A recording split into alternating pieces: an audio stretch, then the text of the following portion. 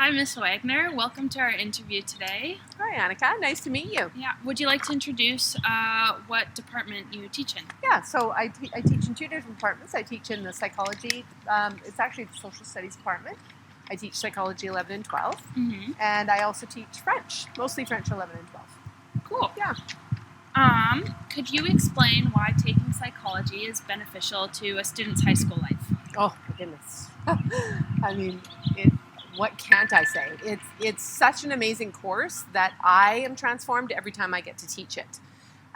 In Psychology 11 and in Psychology 12, we take on really big topics, as one of your producers of the show knows, because he was in my class.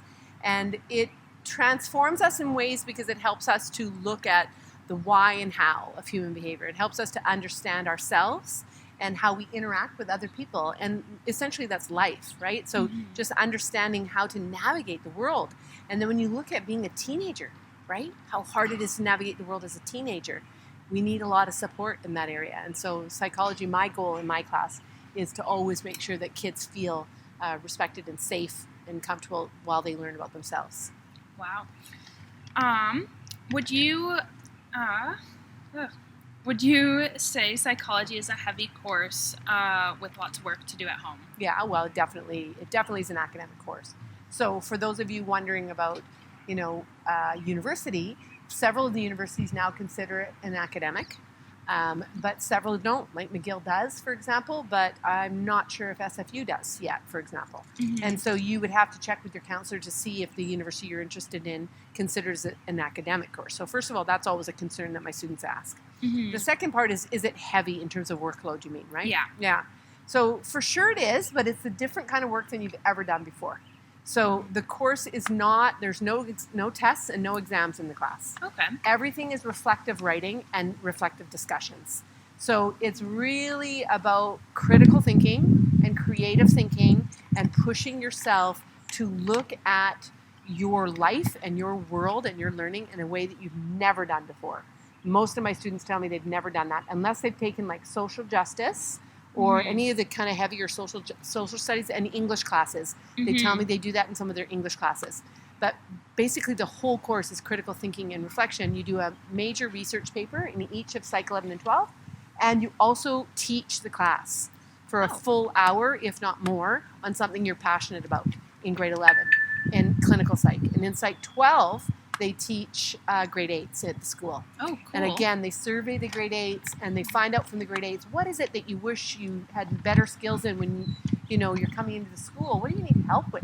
And so right now my Psych 12 kids are preparing they've just done their surveys and now they're preparing. Are they going to talk about tech addiction? Are they going to talk about toxic friendships? Are they going to talk about just relationships in general? Are they going to talk about love? Are they going to talk about phone addiction, vaping? What is it that they're interested in to learn about? And then they're going to take that on. So it's a big deal.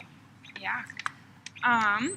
So you kind of talked about this, but are there any other topics that students will cover in either So Psych those 11 are or the 12? two major assignments. They have one research paper and one major teaching. Those are the two biggest pieces. All the other things are reflective things. But in Psych 11, we focus on addiction.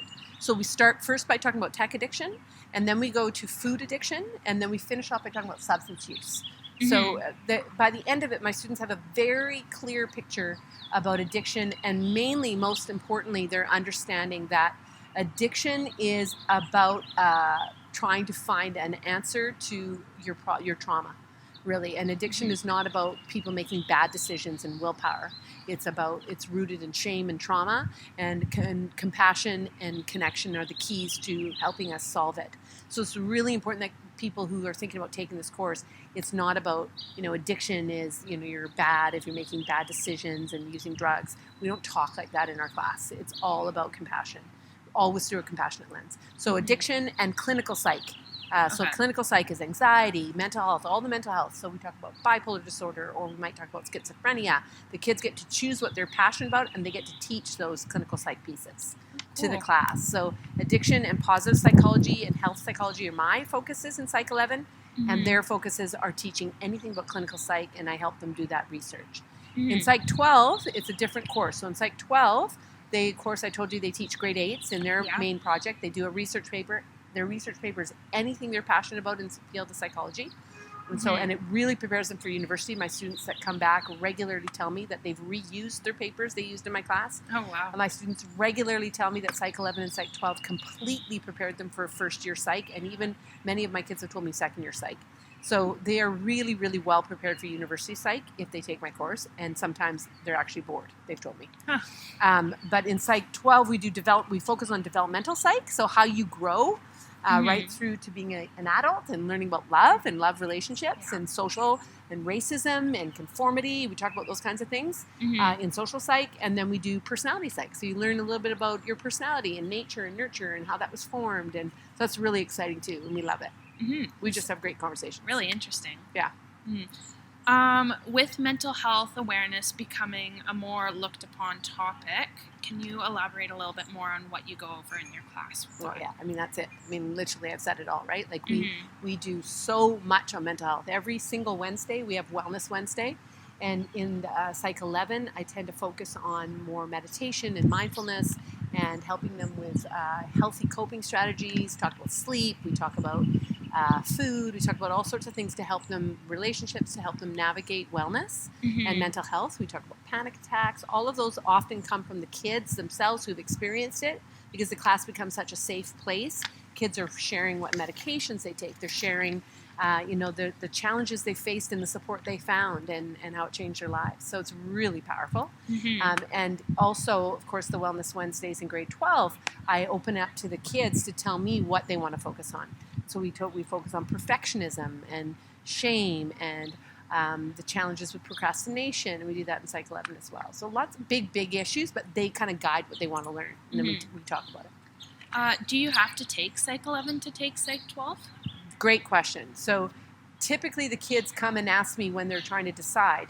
I always say take both because they're so different, as I've described. Yeah. But if you cannot take both of the courses, then I really encourage you to think strongly and clearly about what it is that's important to you. Because if it's really important to you, then you want to go with Psych 11 if addiction is important to you. But if you're really interested in developmental psych and personality psych and social psych, then take grade 12. But they're very different areas. They're very different. But the thing that I forgot to mention is Psych 11, we really understand the brain. Okay. So we understand the neuroscience of the brain and how it correlates with addiction and relationships and mental health. And that's huge. It's a huge piece. So my grade 12s that skip grade 11, they often feel like they need to do a little bit more studying because they don't know it all. Okay. Yeah. What are some of your most memorable moments you've had in your psych classes? I can. There are so many memorable moments I can't even begin. But I can tell you that the SAM talks are always, we call them SAM talks, so student and the mind talks, where the kids teach the class. I've had multiple talks go for over 2 hours. Oh, wow. Where they don't even feel like the time passed. They just had such an amazing interaction with their classmates. They have to interact with the class. So those are always powerful moments. And I've had students, I remember one student a few years ago, was with the BASES program, and he was on the spectrum for autism, and he taught my entire class what it felt like to be in his Aspie's brain. And it was so, I cried every time he did it, and the reason I say every time is because he continually came back every semester, even after he graduated, to continue to do it. And this year, one of your producers was in my class. He didn't get to see it because of COVID. I wasn't allowed to bring him into my classroom, and he wasn't comfortable doing it virtually. But wow, like kids would cry. Multiple times kids have cried, and I've cried by the vulnerability and the incredible power of personal story that embedded with research to help us understand how to move through things. And that to me is like, it's a gift to me every time the kids teach, because I get to learn through their stories too. Yeah. Yeah. Has COVID affected your classes more than this other experience? I mean, for sure, but in interesting ways, right? Because having to teach hybrid, which is, of course, what I did with many of my psych classes were hybrid, right? Some kids online, some kids at home. But in other ways, like it was hard because some kids just didn't like the being online, right? Yeah. They couldn't communicate. One of the things I had to mandate is that your camera has to be on, because there is no way you can create a safe space in a classroom unless you can see the person. So say if you're sitting in my classroom and then there's another kid online, if you can't, and I project their faces onto the screen, so if you can't see their faces, what are the chances that you're going to say something about yourself and anxiety when we're learning about anxiety? Yeah. Pretty slim to none, because you don't know who's behind that camera, right? Could be two people behind the camera. Right. So we have really clear rules about safety and about sharing people's stories. It's only your story. You're not allowed to talk about other people's stories outside of our class. We never have issues with it. And I know that COVID made it more challenging to create that sense of belonging. But I actually just completed my master's in counseling this past quarter. And my focus on my paper was creating connection and belonging online. So I really feel like I did do, I really worked hard to make sure that my students online felt connected. But what was beautiful about it is that kids, when we were sick or had to quarantine, could jump online in our face-to-face classes, and they could still learn. So it actually worked in the face-to-face, and it worked in the online hybrid classes in the afternoon. And that was a gift from COVID, because had I not had that, those kids that are away and not feeling well, or maybe anxiety and don't want to leave their home, all of those problems that we know kids suffer from, don't come to class and say they're sick, when really they are, but they're struggling with emotional issues. They could jump online if they wanted to, and then they could still feel part of the class. So it was really cool. Still participate. Yeah, exactly. Well, that's it for our questions. Thank you so much for doing this interview. Thank you so much for asking. I think it's an awesome thing you guys are doing. Yeah. And if you guys have any more questions, feel free to reach out to PLC. And to me. Come to see Ms. Wagner, room 238. Love to see ya. Thank you so much. Yeah, thank you.